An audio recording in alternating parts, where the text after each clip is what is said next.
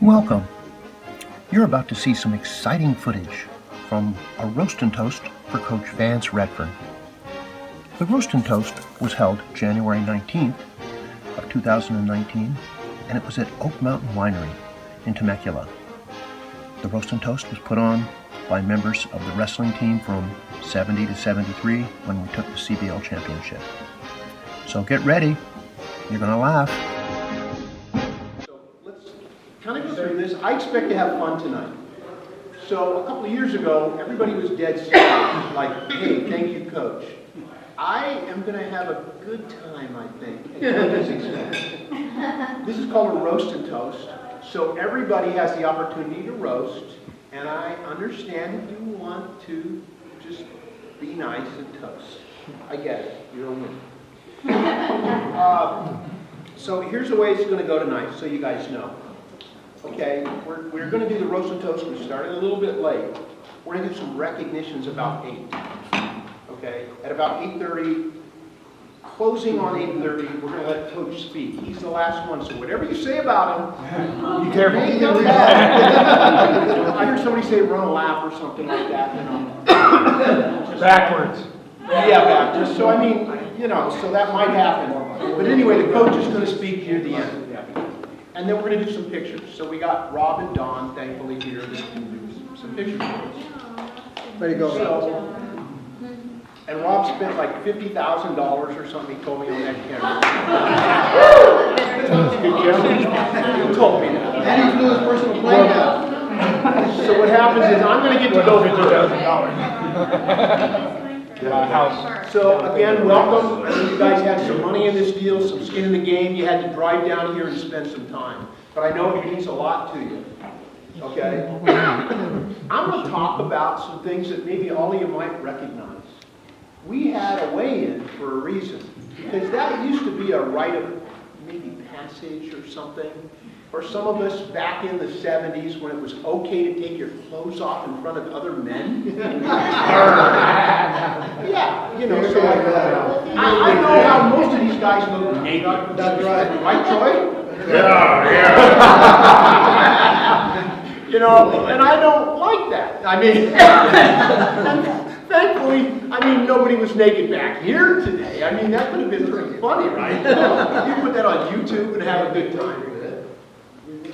Anyway, I'm going to tell you how this went for wrestling, okay? And even Sue knows some of these stories, okay? So we would, like 2 days before we get ready to go to a wrestling match, or even a tournament, we quit eating. You know where you get your energy from, you know? Quit taking any energy, right? Well, we're going to lose some weight. And we would quit drinking. You know that stuff that when you're thirsty, you drink, you know? Quit doing that.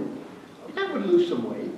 You know, we trim our fingernails, Coach from your side. Trim your hair, you know, which by then, that was when long hair was coming in, you know. And you can lose money. You can lose weight spitting. Spit! And we had a secret thing. We had a special process. My mother had water pills. Water pills. Right? Water pills help you lose weight, you know, for women. I thought I was going to menstruate or something. I mean, it sounds like...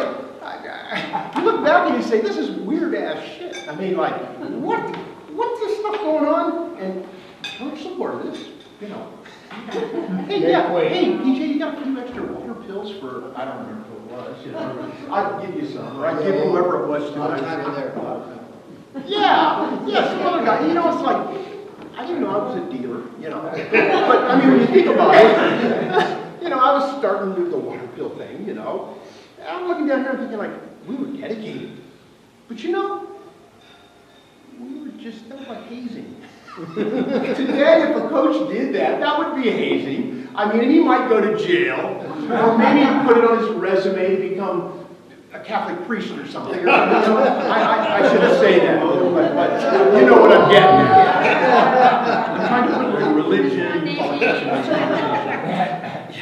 But anyway, the point I'm trying to make is we were dedicated. And it was the right thing. And it was getting through the gauntlet, you might say. And it held a lot of us together. And it was something special between us. I mean, not the naked thing, but like, it was a little different, okay? And I mean, I could add to this what I'm saying right now and tell you that I went with Sherry many times in History Day, back to Maryland, University of Maryland. And there would be people there that, we stayed in the girls' dorms sometimes, and it was what do you call it? Men and women would stay there. I walked out of the shower one time, and I was like on the wrestling team, and I'm just walking like this, you know, and everything's hanging out. And one of the guys walked up, and he says, "What are you doing?" And I said, "What are you talking about?" "I'm going over to get a towel." And he goes, "You can't walk like that in front of kids these days. We might be in jail." Now, I don't know, Skip may know this. I don't know if that's true or false. Skip's in jail. Yeah, you're going to jail. But I mean, back then it was okay. We didn't know any better. I mean, and I didn't realize we were in a fraternity. I mean, and to take that a little further, Coach always said to us, "You don't join fraternities because they do weird ass things." And I'm looking back, and we did some weird ass things, you know. We just didn't know it. And the point I'm trying to make, and I see the smile on a lot of you guys' faces, and I'm making fun of nudity and things like that, but that's the way it was. And I just want to say thank you, Coach, for that.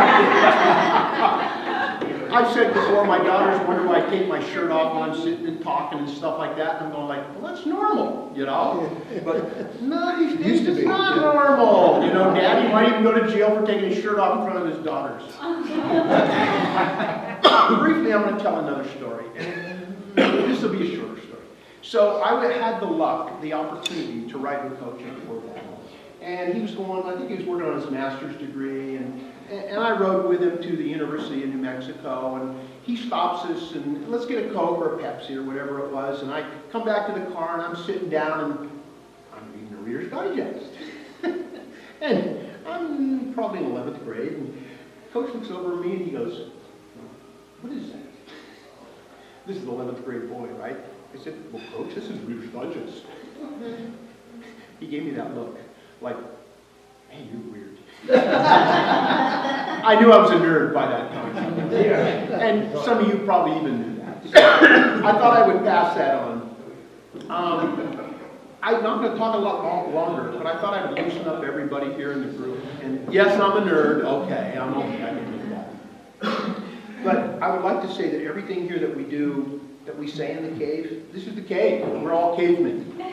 Everything in the cave that we say in the cave is going to stay in the cave tonight. So no matter what you say to Coach, or to Glenn, or to Troy, or to Skip, or to Steve, anybody, okay, it's going to stay in the cave until 9 o'clock. Because you see Rob, and you see Don, and they're taking pictures, and they're taking videos, and hopefully they don't put it on YouTube. But whatever you say is a tribute or a roast for Coach.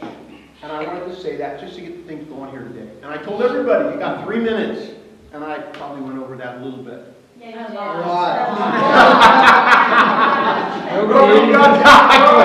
Nobody threw that at me, okay?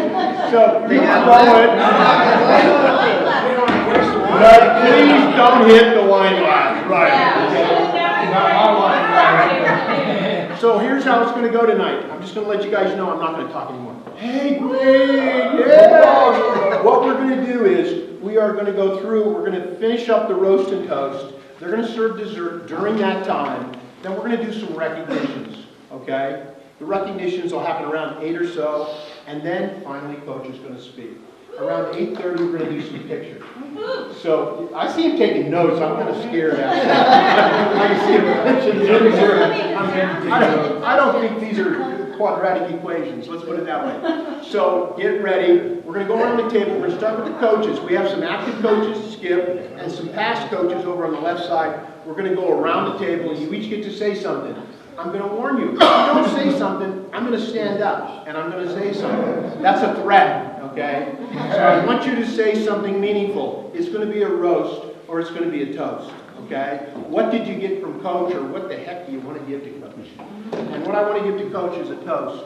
I want to say thank you, Coach, for everything you've given us, and it means a lot. It's affected my life. It's affected the life of everybody in here. Thank you, and hopefully we won't get drunk tonight. Thank you. I'm going to hand it off to the coach. Is that you? Yes, it is, Vance. I'm here to see you. And Coach still amazed says, "So is there wrestling in heaven?" And John says, "Well, I've got some good news and some bad news for you about that. The good news is, there actually is wrestling in heaven. The bad news is, you're coaching the next match.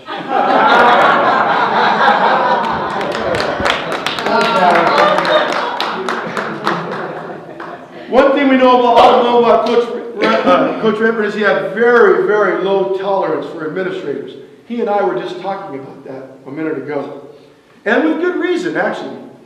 He told me about the time that he went to see a principal and demanded a pay raise because he does more work than anybody on that campus. And you know, wrestling coaches do. You guys that have been involved in wrestling know it's 7 days a week.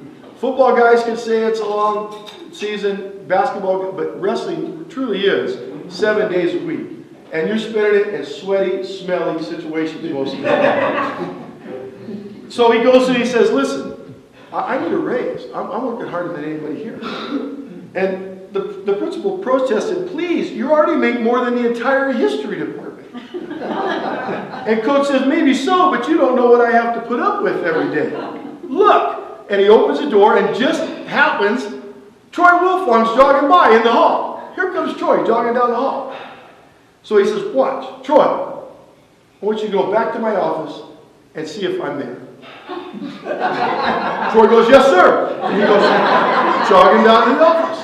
He goes, I just asked him to see if I'm there, and he went to see if I'm there. The principal says, well, okay, so they wait a while. Troy comes back, knock on the door. Coach, I just went there and you're not in. Troy leaves. Coach says to the principal, do you see what I'm talking about? And the principal says to him, yeah, I know. I would have just called.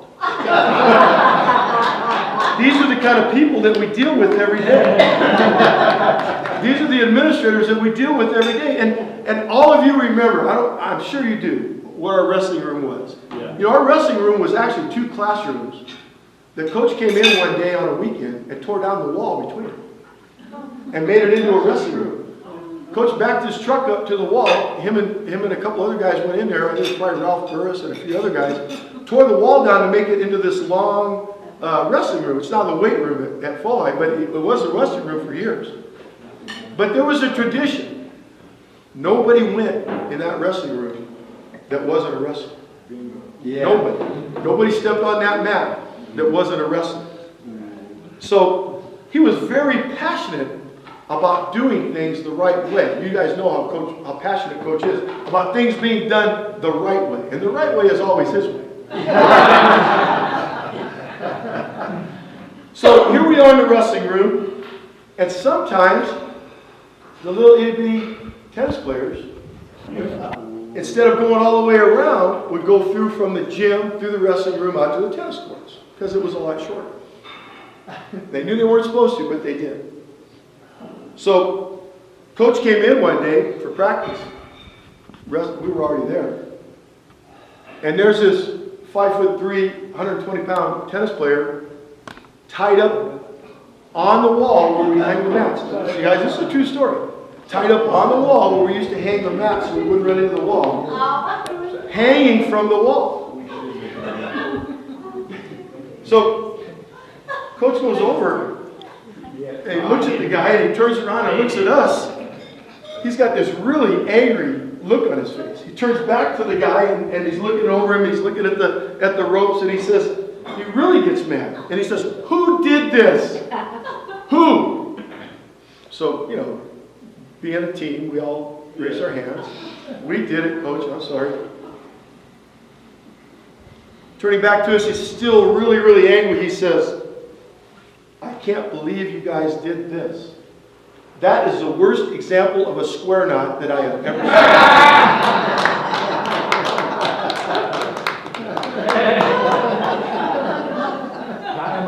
And that's the way we did it every day. We did that every day. Yeah, wrestling is very important in Coach's life, but then again, so is golf, as you guys all know. One of the best golfers that I've ever seen. One time, Coach comes home from his usual Saturday golf game, and Sue's in the kitchen and says, how was the game? And he says, it was a terrible game. It was a terrible day, he tells Sue. And Sue says, well, what happened? he says, my playing partner, Mike White, used to be the head football coach at Illinois, dropped dead on the course. And he goes, Sue says, oh my God, that really made it a bad day. Oh, it was worse than you think. Because I had to go up, hit the ball, drag Mike to the next tee, hit the ball, drag Mike to the next tee. Coach Redfern did not finish a golf game. Hey, he's so passionate about golf, he used to make us, we would have to go out and be his caddies sometimes for him. He would just go down to the little par 3 golf course down there on Valley just to get a couple hits in. So, and we all knew at that time, because we'd seen it, the coach can be very hard on caddies. Yeah. I mean, you had to toe the line if you were going to do it right. So one time it was Mike Estrada's turn to carry his clubs. So Mike's out there trying to do a good job, and after a particularly bad tee shot, really bad tee shot, he says to Mike, I think that's so bad, I think I'm just going to go drown myself in the lake. And Mike, trying to say it under his breath so Coach can't hear him, says, I don't think that's going to happen. I don't think you can keep your head down that long.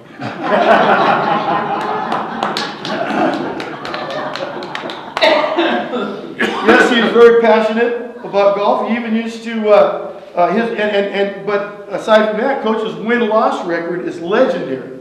I think what do we have? We had 6 or 7 conference championships in a row. I mean, nobody in wrestling can state that. And however, he did have a few seasons where he might not have been as good as he could have been.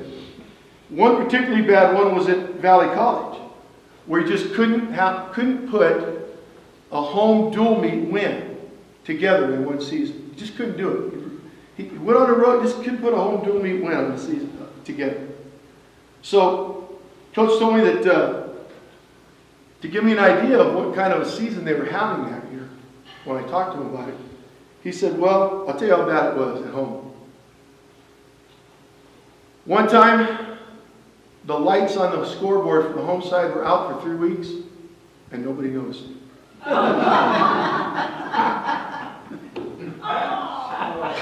During that time, I met with Bobby Doyle and asked him why Valley didn't have, maybe it would help if they could get the word out, and get more people to come and get more wrestlers involved. They needed to have a website so people could go online and find out a little bit about what's going on at Valley College. And Bobby says, well, Bobby's a technical guy, so he knows all about this stuff. And Bobby says, well, honestly, the reason they don't have a website this year is because Coach couldn't put 3 W's together at one time.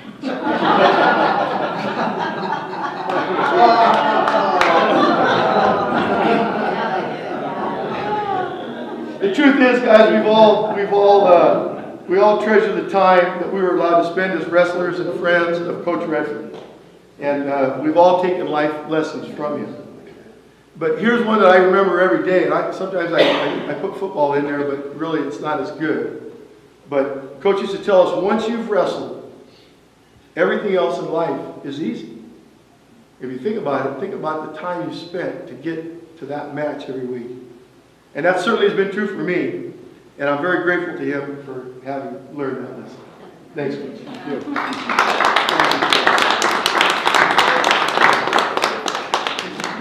Thanks, Kip.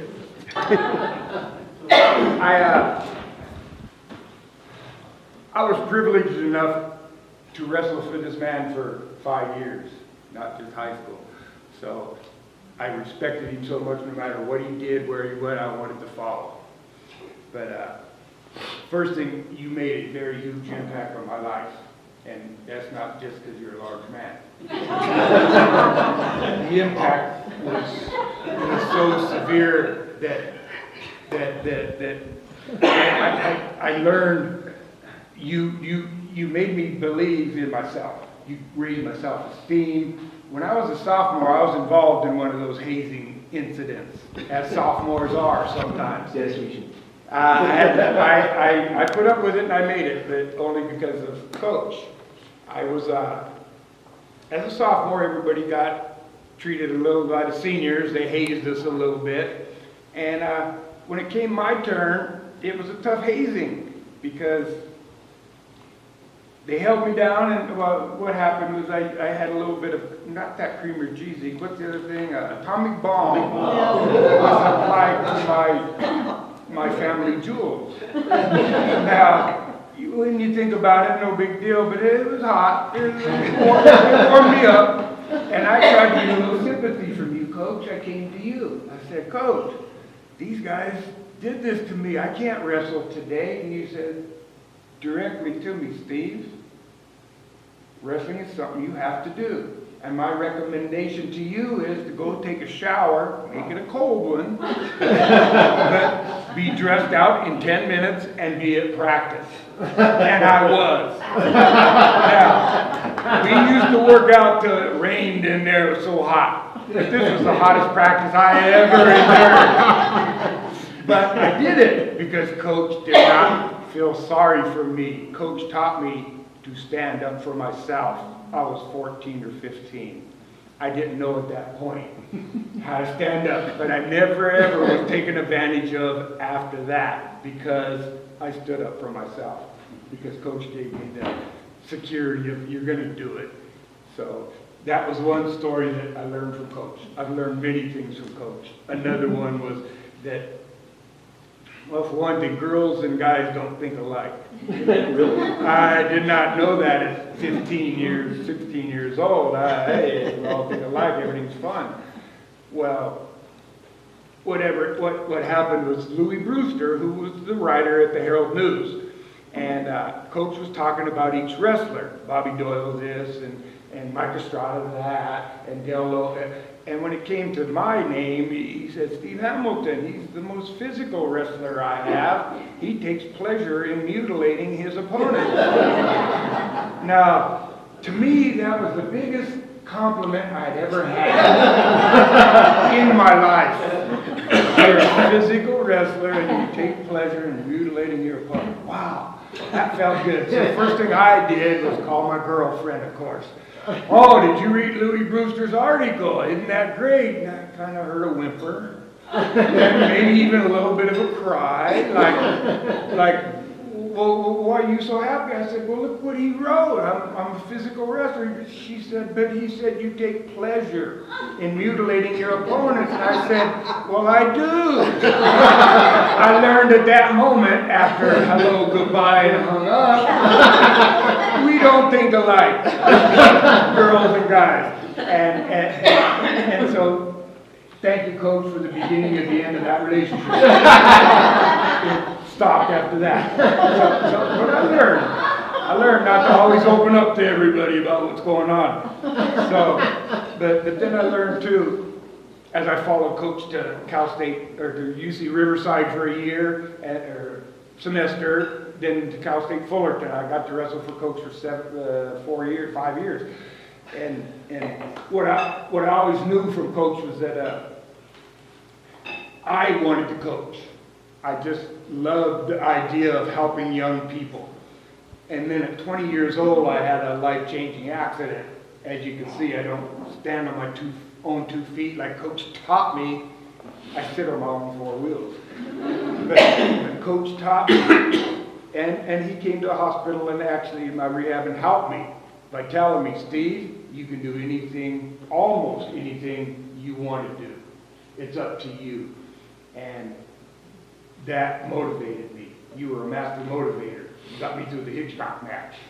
You motivated me in wrestling, and you motivated me after wrestling, because my accident made me change my life. But to the better. I learned that life is still good, that I can give back. So when I was hurt in 1976, as I had my accident in 1976, there were two sports for people in wheelchairs: basketball and track and field. Now, we used to beat basketball players up on a daily basis. We did not let them in our wrestling room, as you said. So basketball was the furthest thing from my mind. But after my accident, I had to learn new sports. And because of what Coach gave me, the confidence in wrestling, and he came and saw me at the hospital and said, you know, Steve, you can do almost anything you want to do. You have to be dedicated. And that got me going into wheelchair sports, totally different. I never coached a wrestler after that, but I did have the opportunity to start a lot of wheelchair sports, and you taught me to think outside of the box that way, that everything doesn't have to stay the same. It can change and still be good. So we started snow skiing and water skiing and quad rugby and tennis and all these sports that when I first got injured, I thought, I'll never do. When Coach came and told me that, I just knew I could do it, especially if I could make it through a workout that was so hot. Again, I used to be called hot stuff, now I'm called Hot Wheels. Yeah, things change, but you got to roll with those changes. So I enjoyed everything you've given to me, Coach. I'm a better person today because of what you taught me then. And I enjoy that, and I want to toast to you as being the strongest motivator I've ever had in my life, including my own father. I appreciate that, and thank you very much. Here, here. And thank you, Steve. Thank you, Coach.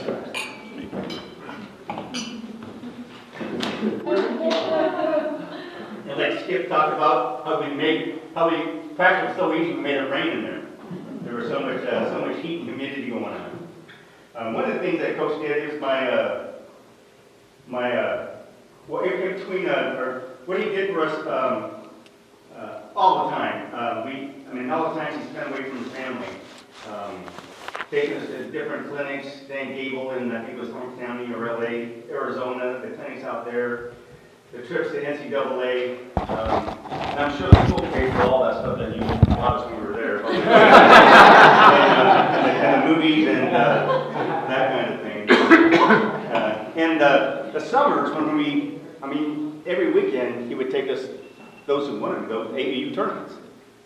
And it just helped me so much throughout that whole year to improve me, because basically, I started wrestling in 9th grade, and when I was in 10th grade, I weighed 90 pounds, so I needed some help. I think my sophomore year, I spent 90% of the time on my back. I never got pinned, so. But so in my junior year, it was our first tournament, I think it's in Torrance. And I had improved quite a bit during the summer just because I was wrestling so much and practicing and actually grew a little bit. And so I was wrestling 106, and the tournament coach comes to me before the tournament and he says, Bob, I want to let you know that I tried to get you seated in this tournament and they wouldn't do it.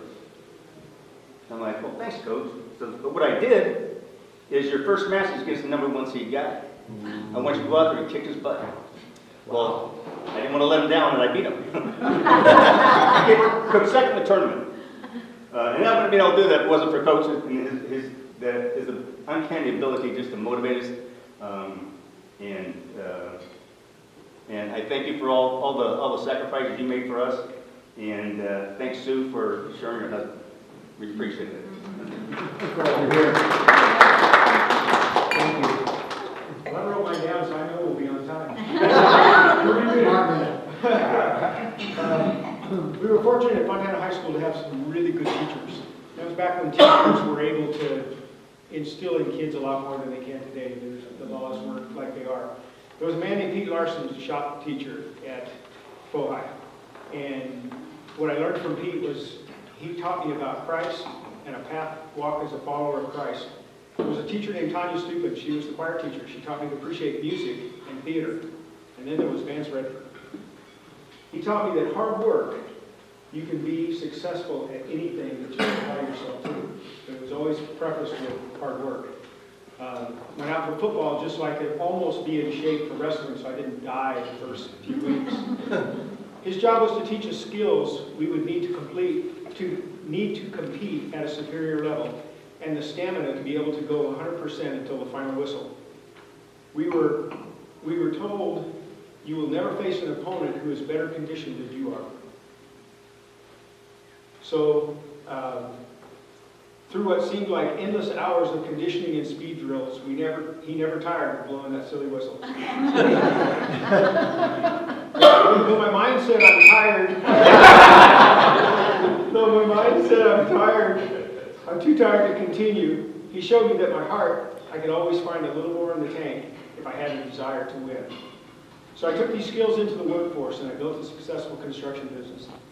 Thank you, Coach, for giving me the skills I would need to be a success at whatever I put my hand and heart to. I'm trying to pass that on to the young men that work for me. There's always a little more in the tank if you have the desire to succeed.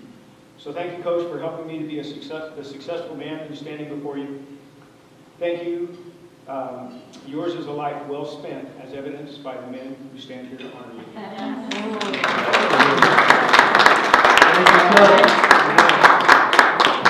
Thank you, Wilbur. Got me up now? Yes, sir, young man. I guess you guys probably all realize that I didn't make a wave. And I mentioned this before, by the time I hit high school, we'd been wrestling since we were 9, 10 years old, And every time there'd be a weekend that'd be coming up, and I'd think, Craig, we got a weekend. Coach would say, you got a tournament this weekend. Everyone would go, yeah, we got a tournament. Damn, we got a tournament. I was kind of wore down by it, but I loved it. You guys were closer family to me than anybody else in that school, and I had a lot of friends. I probably knew about everybody in that school, I think. I ran with everybody, but you guys were closer to me than anybody. Mike was down the road from me most of my life. He followed right along with us as we went into wrestling. We had a group of people around us, Dale and stuff, that we'd known back in high school, junior high, elementary school. So we were close to begin with. And when we got there, we were just that much closer. I went on to wrestle even in junior college. To me, it was a joke. Everybody was their own, I'm 118 and the hell with everybody else, and I'm this. And you're the 118 and you need to do this because the guy after you is going to have to do this, and the guy after you is going to have to do this. And that's how we did well that way. Everybody depended on everybody else to do their best. You were expected to do your best. I probably didn't do my best all the time because I didn't really push myself as hard as you guys did. Steve, no one wanted to work out with him. He'd grind you into the dirt in practice. Nobody wanted to work out with him because he just rip your arms off in practice. I got by with what I could get by with, and I enjoyed myself. But I had more fun, AAU tournaments, going with Sue and you going to Arizona. Sitting in that station wagon, Sue's got one leg up on the thing, got a kid in her lap, she's reading a book and she's driving us. And there wasn't a seatbelt in the car. You couldn't do that nowadays and stuff. And we did it, and we were treated just like a bunch of family. Going to Coach's house, swimming in the pool, watching Bobby do his jump forward flips that I could never do. And doing that kind of stuff. I remember these, and I'll never ever forget you guys, and I'll never ever forget you, Coach.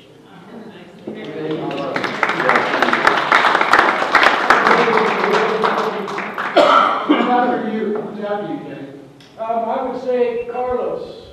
Rob. You're up. Rob. There you go. Oh, he's trying to get out of it. Spielberg, Sorry, come on, dude. turn that camera around. Coach, I toast you. That's all I got to say. You're the bomb.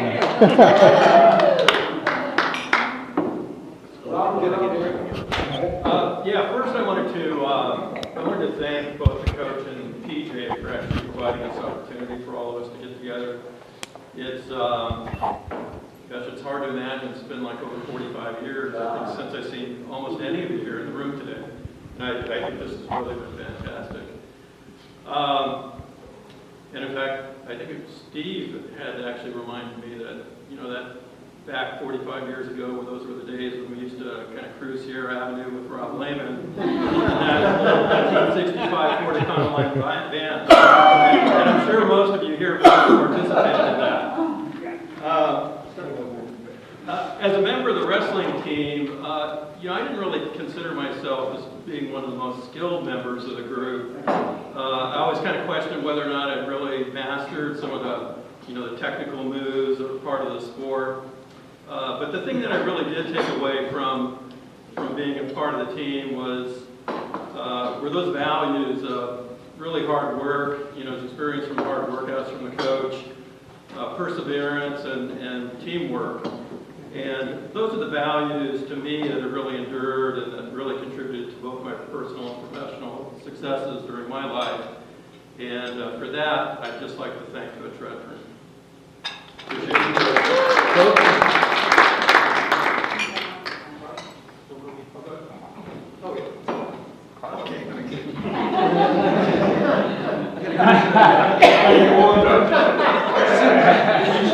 Yes, Sue Vance Redfern. Sue, for all the times Coach spent away from home training us wrestlers for competition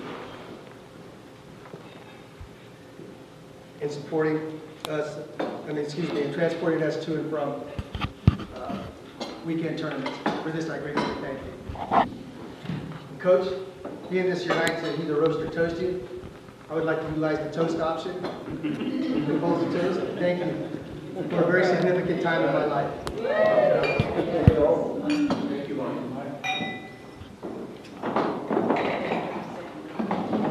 Who's next down there? Me? Gosh. Everybody's always saying so much.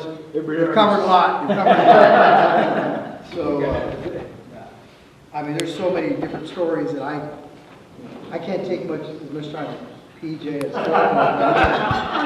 Thanks, guys. No, I get it. That's what I understand.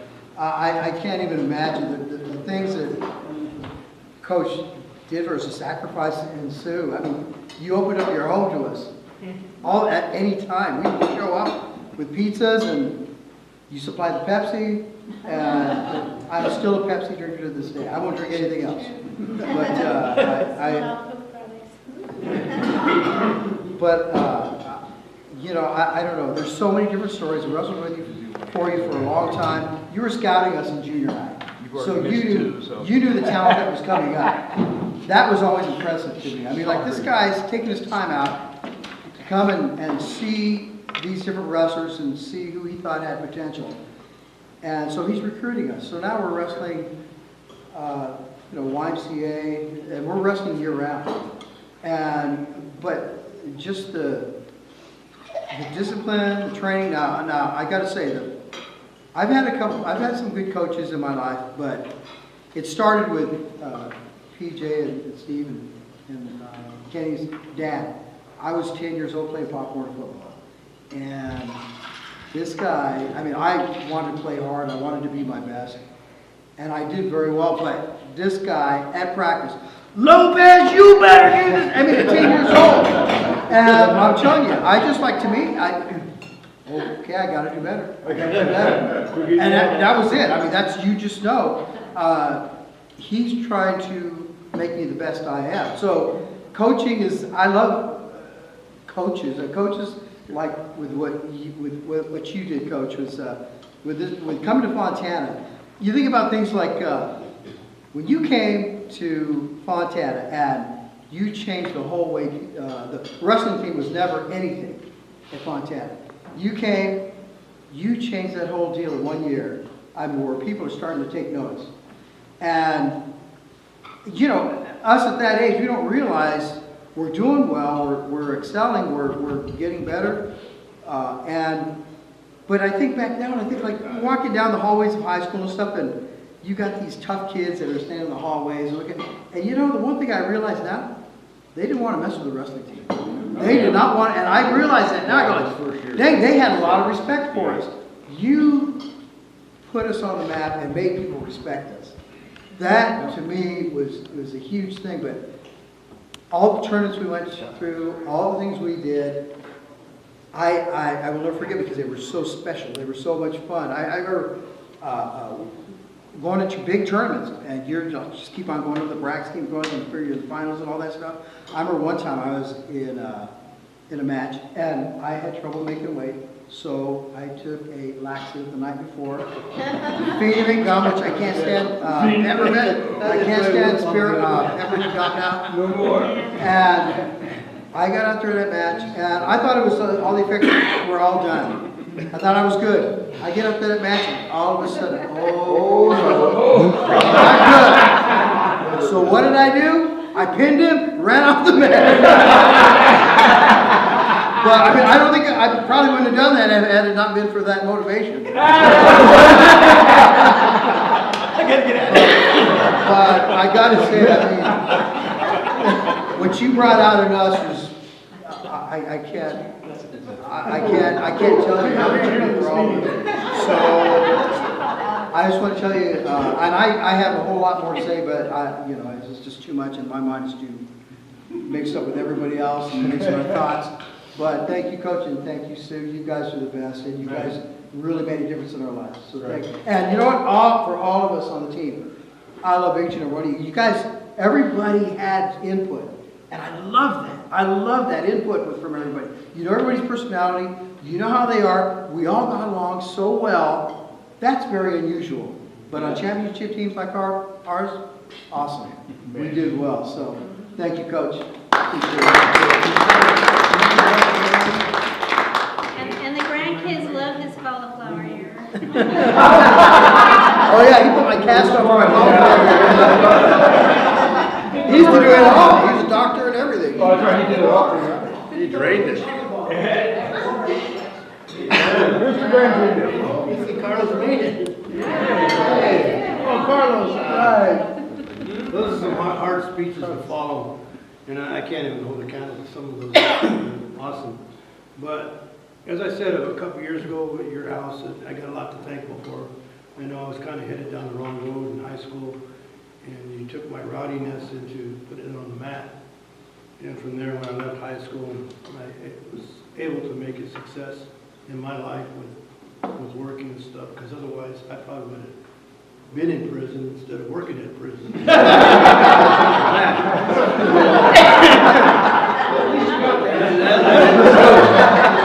My younger days, I was pretty bad. But you grabbed me and, hey, why don't you take that out on the mat? And I did, so I did okay. I mean, I wasn't no world champ, but I used it a lot, and actually, I've actually used it in prison. So. I survived. But to be here today, just showing Dale that this all meant to me. Actually, I was showing pictures of when you took us to Maryland, and we went to Canonsburg and Gettysburg and all that. If it weren't for you, I would have never done that. And I thank you for all that. That's still, and we got some of the shirts, CBL, the old maroon sweater you gave us, and I don't even know why we got those, but I still have all that. That's how much it meant to me in my life, and I want to thank you for all that, because it doesn't go without saying that. I'm very appreciative. Thank you. And everybody here too.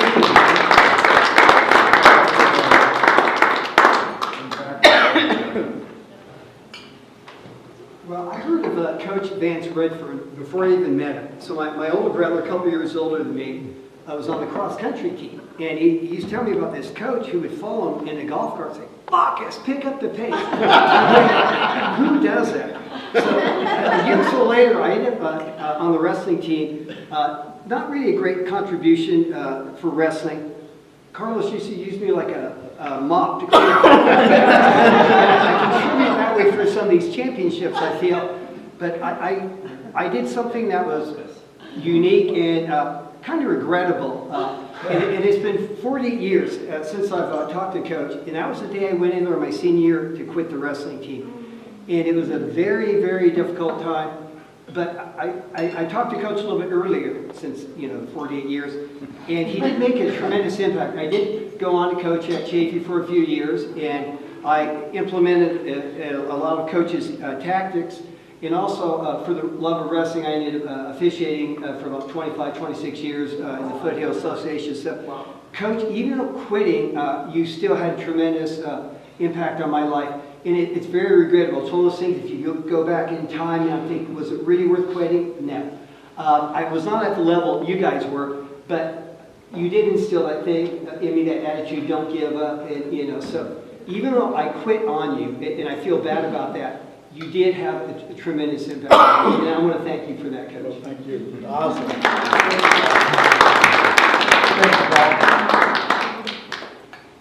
Well, I'm not going to roast or toast him. I just want to go over some facts that we learned. 3 minutes. You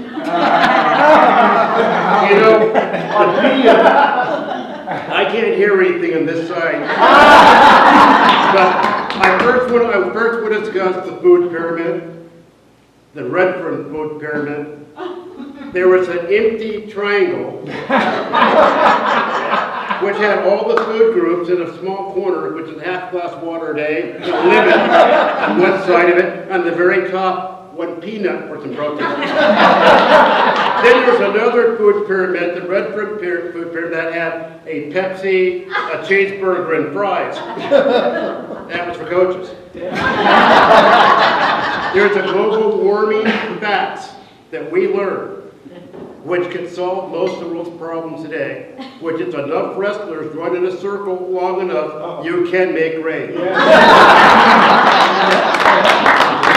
Water the desert, gentlemen, water the desert. If your arm is falling off, it takes 2 pieces of tape. One won't do, it might fall off. If you're hurting and you fear you'll lose consciousness, do so on your stomach or you'll be pinned. These are things I learned from you, Coach. I'd like to thank you for teaching them to me also.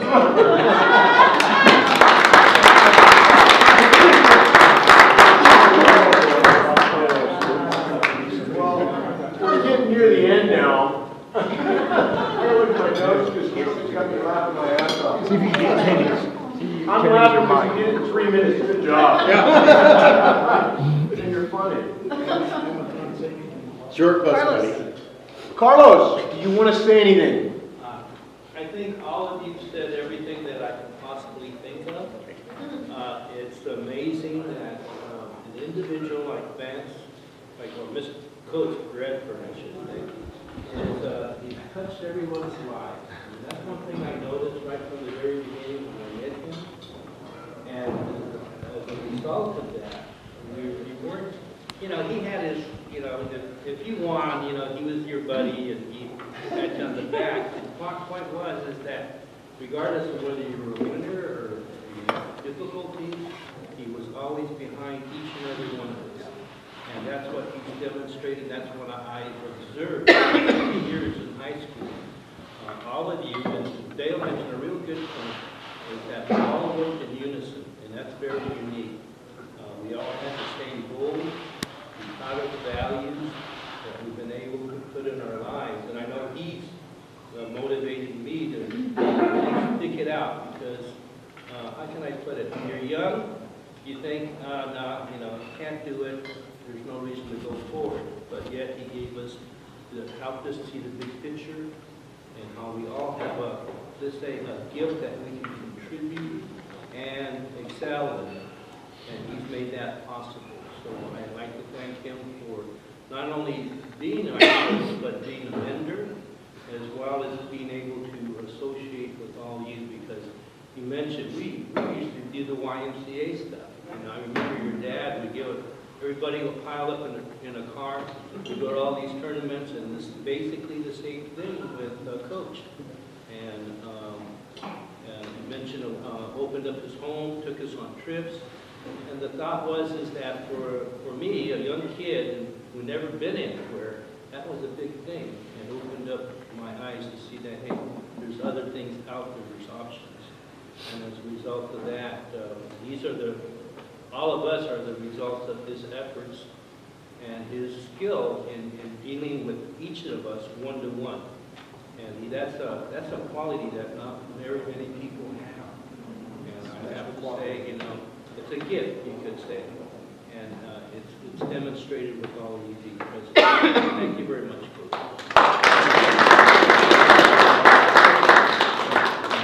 Well, I want to thank all of you for taking the time to preparing that. Unfortunately, Coach gets to come back on everybody right now. So we're going to let Coach speak. I want to make sure everybody's got the towels, that's good. So I want to make sure that you all know, we have to be out of here at 9 o'clock. So he doesn't get too much, because I want Coach to speak. and then we want to take, there's some awards we want to give, and then we want to take some photos. So we got 25 minutes. You're the man. I got 25 minutes to talk. You got 5 minutes to talk. Motivate. Yeah. Well, first of all, I want to thank Susan for putting up with me all these years. Good job. In December, we just had our 54th.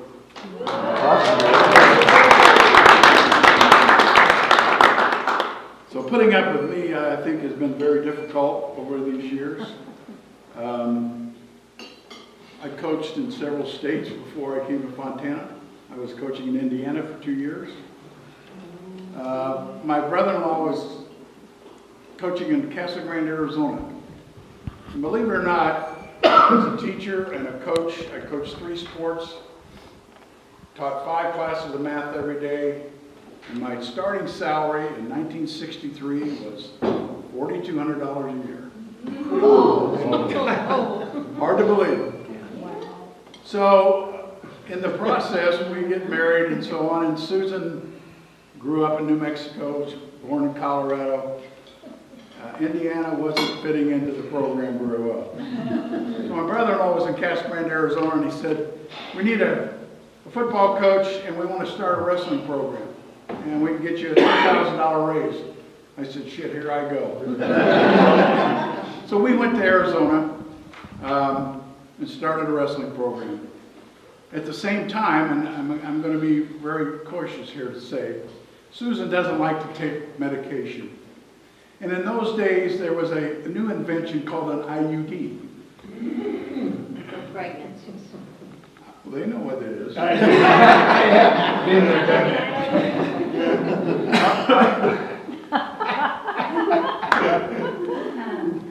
Anyway, we have a son who's 54 years old from the whole process of trying to figure out what is an IUD.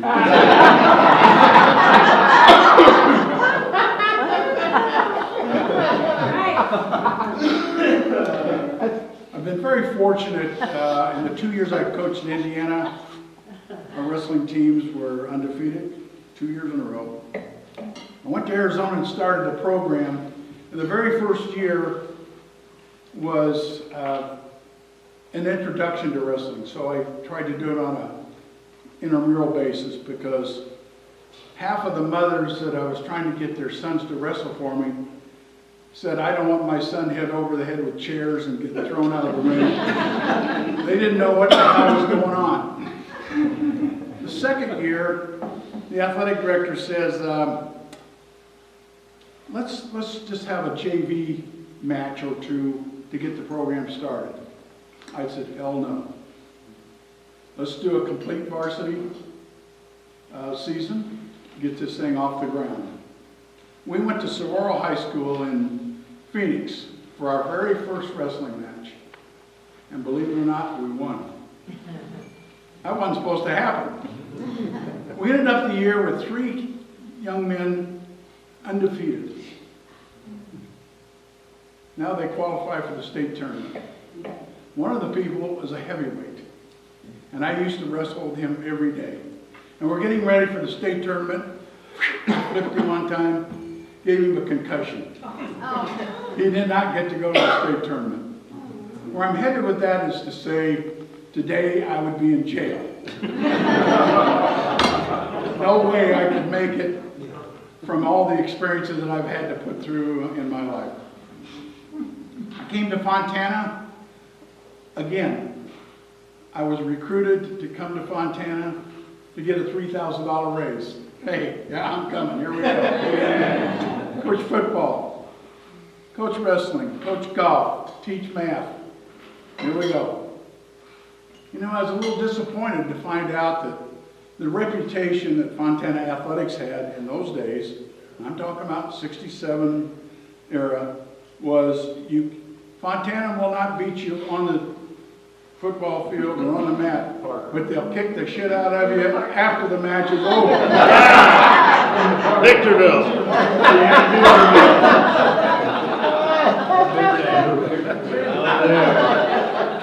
So we had a real challenge to try to get that attitude changed a little bit, because it didn't seem like overall there was much winning going on. And so to put the program together that we did, I can't thank you individually enough.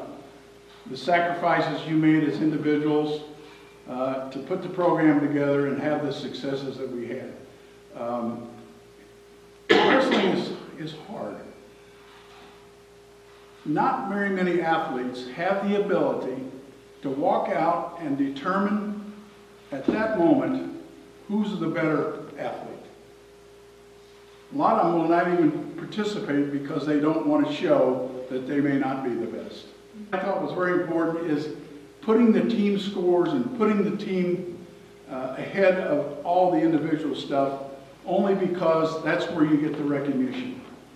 And I think it was important that we had the t-shirts that said Fontana Wrestling, had the schedule on the back, we had the uniforms with big numbers so that our opponents knew who in the hell they were going to have to beat. All those things were all part of putting the motivation together to make this program work. So, I really spent a lot of time away from my family, which it's what we do in athletics. Even after I left Fontana. In college, I worked for an athletic director who told me, at some point in time in your life, you need to get into athletic administration. So I had the opportunity, and that's one of the reasons that I left Fontana and went to the college level.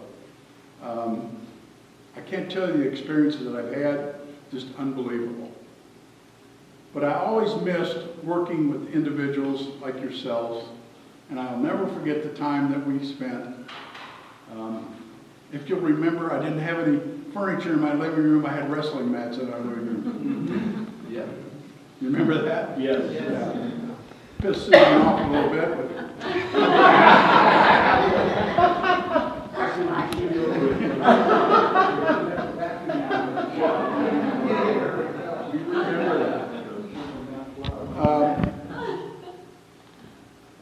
We're getting old. I'm getting old. We are. You know, I think I've told most of you that I don't have Alzheimer's yet, but I have Alzheimer's. But most of the time I can't remember when the hell took care of us in our time. But yeah, I didn't get along with the administrators at the school. I didn't get along with many of the CIF administrators because they were mad that we were sending teams that we would call our gold team, and then we had another team going. See, they thought that was illegal, but we did it anyway. Right. And we did it because I thought we had enough quality that you could wrestle at any team that you wanted to in the state. So,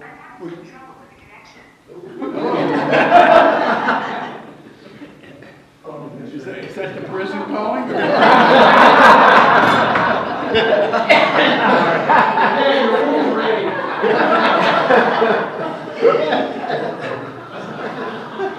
No, we used to wrestle with blindfolds on, Kurt, if you remember. Yeah. And we did that so that PJ could find out where his opponent was. I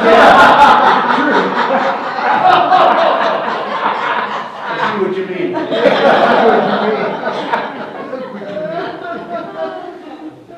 We used to do the old hands and feet roll and back the other direction.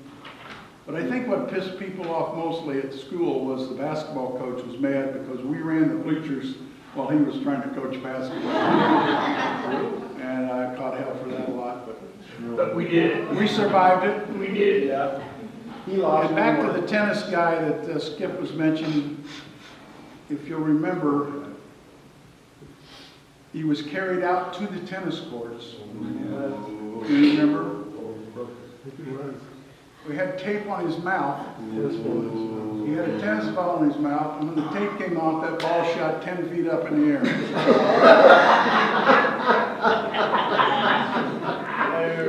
I think the racket might have gotten cracked too over there. Gene Josephs talked about that until the day he retired. Well, again, thank you very much for this. I'm lost for words, to be truthful. I've worked for a lot of people. I've done a lot for people. I hate to say it that way, that I'm trying to blow my horn. But all I'm trying to say is, in all the experiences I've ever had, I've really never had anything come back to me like this, ever. It's amazing when you have a job and you're running a program that's $15 to $20 million. You got over 700 employees in an athletic department, and something happens that put me in a position that I had to leave. And when I look around to see those who I've really tried to help and brought forward, there's nobody standing in line to help me. That's disappointing. But this is great. Thank you very much. Thank you, Coach.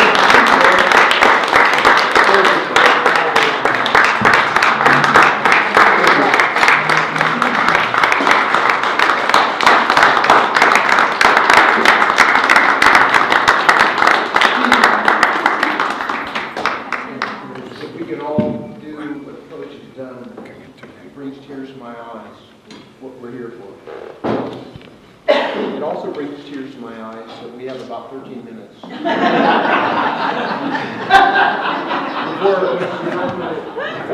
the winners. The $500 winner is, I'm going to come back to you. Sounds like a fix to me. Fix is in, I won. Fix is in. Thank you, Steve, for completing that. $500 a half hour. We got to move on. Because there's a couple of awards we want to give here. If I can only remember what they are. Thank you, Coach, sincerely. You've meant a lot to the people in this room. We have a couple of awards to give. The first is, who is closest to the weight that they used to weigh? Now, as if that's important. What year? What year? Steve, who has that information? How do we do that calculation? So, who thinks they're the closest to the weight that they used to have? Raise your hand. Wilbur raised his hand. Kenny raised his hand. Okay, so Kenny, what you used to weigh? I wrestled 106 and 115, so I couldn't make 106. Couldn't make 98 either. I weighed 112 pounds. Oh, you weigh 112, and what do you want to compare it to? 115. So you were 3 pounds less. Is that what you're saying? Wilbur. I wrestled heavy, so I'd be 194 or more.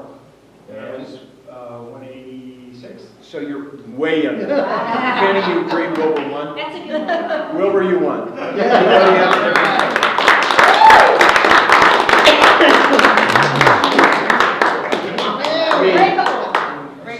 Breakable. Breakable? Breakable, careful. Don't throw it. Yeah.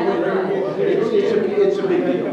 So we're going to move quickly on It's this. his birthday. Happy birthday. That's right. It's his birthday too.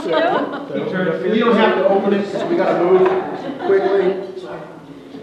I don't want to, like, my children. We got 10 minutes now. We're down to 10 minutes. So, the second award is furthest drive here from where they live. Who do you guys think that is? Wilbur. Oh, no. I didn't drive. Where'd you drive to Victor? So, what do you, I mean, come on, let's get to it. Come on. Steve, what do you think? I flew. Troy. Okay. Troy.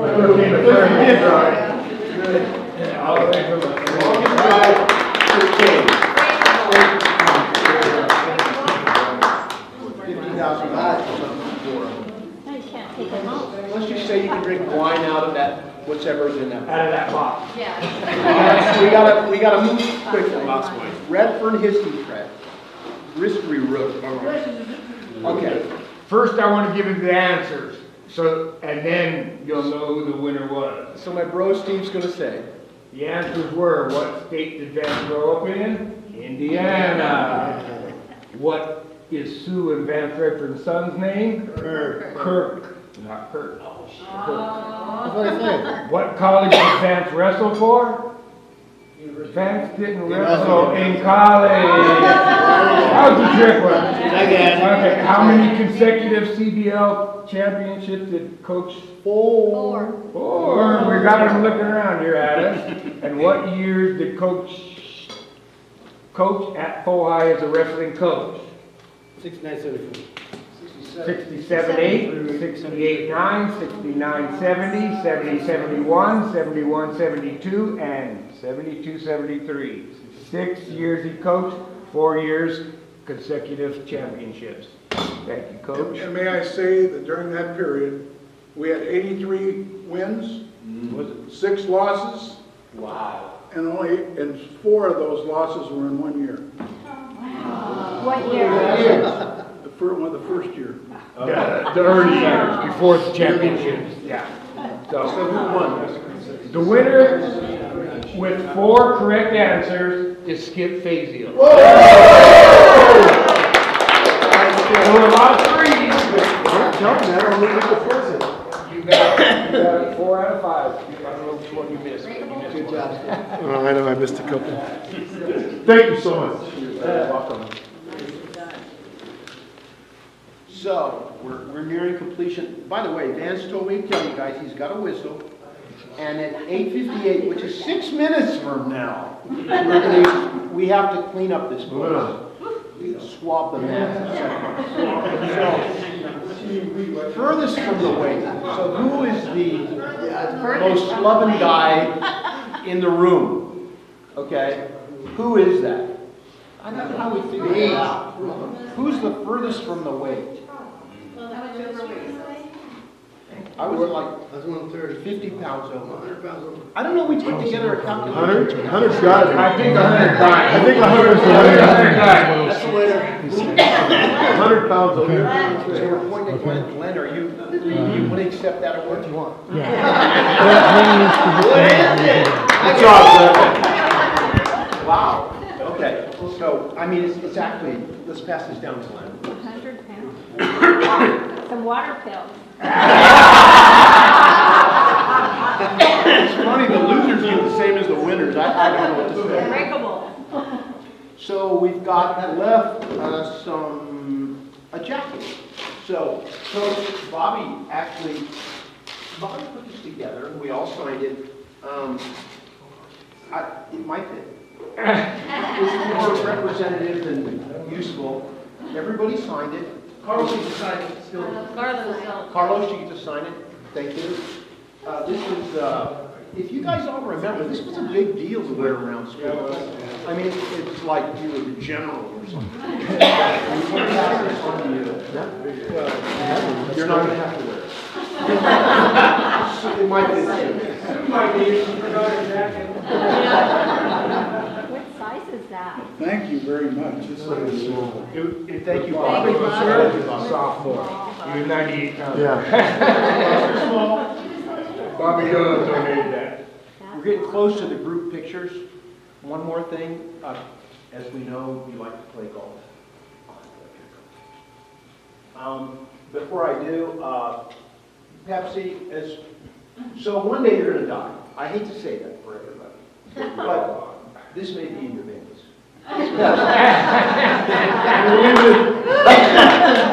We'll leave it at that, okay? The last thing is, of course, you like to golf, so we have our golf balls.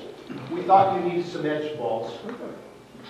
And everybody has some balls there. We all have balls. Wait a minute. That's why I'm a champion. I don't think that statement is correct.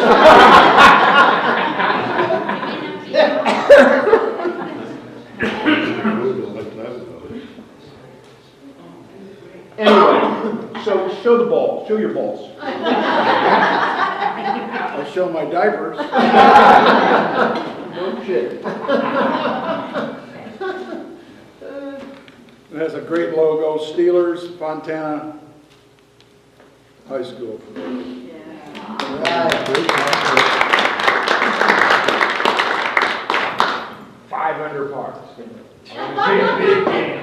So Coach was in on this, most of it. We want to thank you guys for showing up and spending the money to be here, spending the time to be here. And it's important to all of us. Thank you. Right here.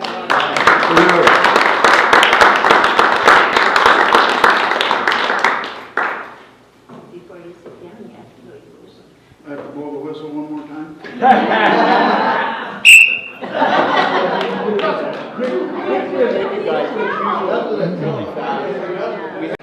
I mean, when you think about it, I was starting to do the water pill thing, And I'm looking down here and thinking, like, we were dedicated. Nobody went in that wrestling room that wasn't a wrestler. Yeah. Nobody. Nobody stepped on that mat that wasn't a wrestler. So he was very passionate about doing things the right way. You guys know how passionate Coach is about things being done the right way. And the right way is always his way. They held me down, and what happened was I had a little bit of, not that cream or cheesy, what's the other thing? Atomic bomb was applied to my family jewels. Now, when you think about it, no big deal, but it was hot. It warmed me up, and I tried to get a little sympathy from you, Coach. I came to you. I said, Coach, these guys did this to me. I can't wrestle today. And you said, direct me to me, Steve. Wrestling is something you have to do. And my recommendation to you is to go take a shower, make it a cold one, but be dressed out in 10 minutes and be at practice. And I was. Now, we used to work out till it rained in there, it was so hot. This was the hottest practice I ever endured. But I did it because Coach did not feel sorry for me. Coach taught me to stand up for myself. I was 14 or 15. For all the sacrifices you made for us, and thanks Sue for sharing your husband. We appreciate it.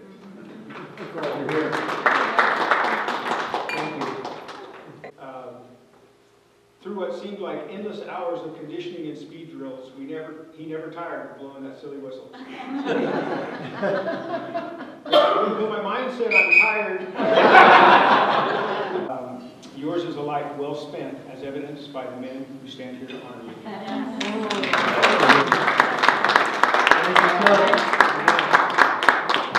Thank you, Wilbur.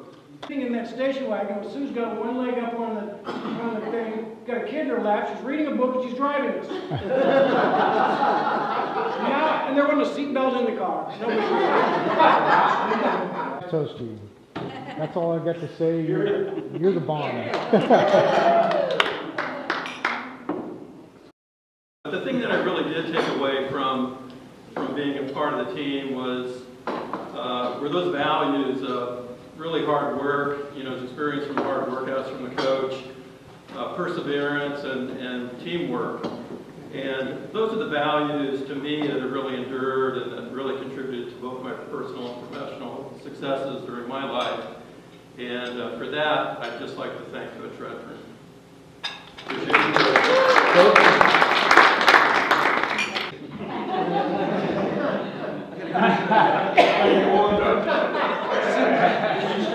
Yes, Sue Vance Redfern. Sue, for all the times Coach spent away from home. Coach, being this your night said he's a roaster toasty, I would like to utilize the toast option.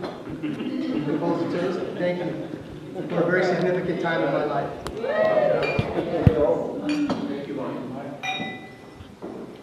I remember one time I was in a match and I had trouble making weight, so I took a laxative the night before. I get up to that match and all of a sudden, not good. So what did I do? I pinned him, ran off the mat. But I mean, I don't think I probably wouldn't have done that had it not been for that motivation. We did well, so thank you, Coach.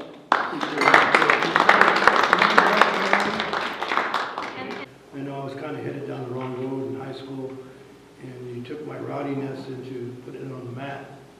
And from there, when I left high school, I was able to make a success in my life with working and stuff, because otherwise I probably would have been in prison instead of working at prison.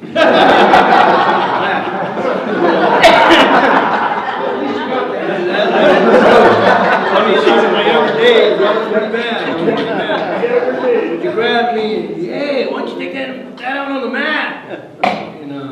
did, and it did, so I did okay. I mean, I wasn't no world champ, but I used it a lot, and actually, I've actually used it in prison. So. Life, and I want to thank you for all that, because it doesn't go without saying that I'm very appreciative. Thank you. And everybody here too.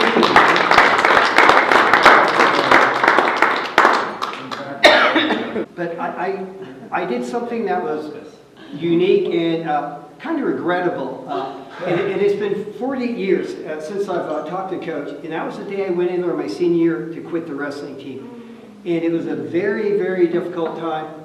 But I talked to Coach a little bit earlier, since, 48 years, and he did make a tremendous impact. I did go on to coach at Chafee for a few years, and I implemented a lot of Coach's tactics. And also, for the love of wrestling, I ended up officiating for about 25, 26 years in the Foothill Association. So, Coach, even though quitting, you still had tremendous impact on my life. And it's very regrettable. It's one of those things, if you go back in time and I think, was it really worth quitting? No. I was not at the level you guys were, but you did instill that thing in me, that attitude, don't give up. And, so even though I quit on you, and I feel bad about that, you did have a tremendous impact on me, and I want to thank you for that, Coach. Well, thank you. Awesome. There's a global warming facts that we learned, which could solve most of the world's problems today, which is enough wrestlers run in a circle long enough, you can make rain. Water the desert, gentlemen, water the desert. Everybody will pile up in a car. We go to all these tournaments, and this is basically the same thing with Coach. And he mentioned, opened up his home, took us on trips. And the thought was that for me, a young kid who never been anywhere, that was a big thing. And opened up my eyes to see that, hey, there's other things out there, there's options. And as a result of that, all of us are the result of his efforts and his skill in dealing with each of us one-to-one. And that's a quality that not very many people have. And I have to say, it's a gift, you could say. And it's demonstrated with all of you being present. Thank you very much, Coach.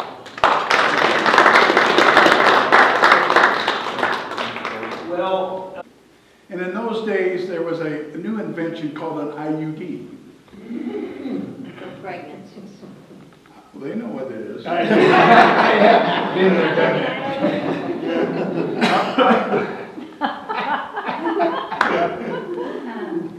Anyway, we have a son who's 54 years old from the whole process of trying to figure out what is an IUD.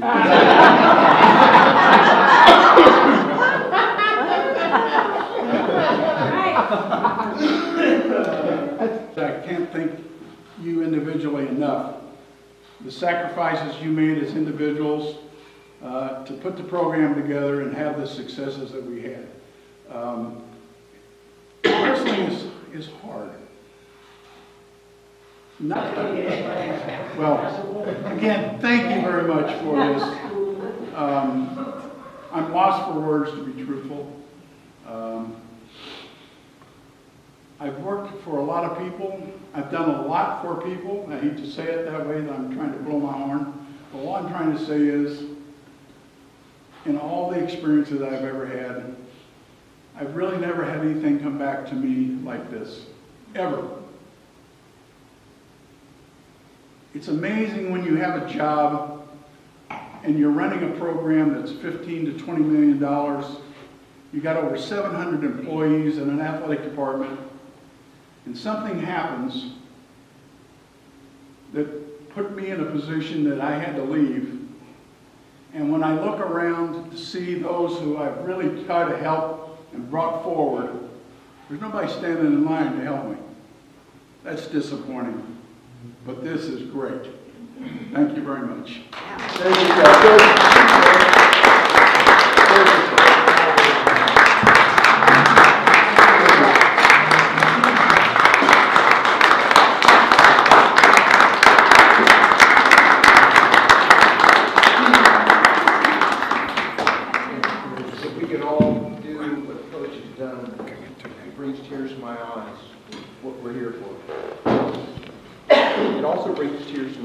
so we have about 13 minutes.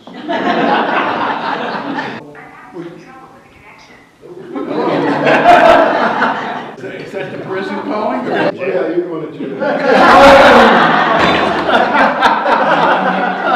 But I would like to say that everything here that we do, that we say in the cave, this is the cave. We're all cavemen. Everything in the cave that we say in the cave is going to stay in the cave tonight. So no matter what you say to Coach, or to Glenn, or to Troy, or to Skip, or to Steve, anybody, okay? It's going to stay in the cave until 9 o'clock. Water pills.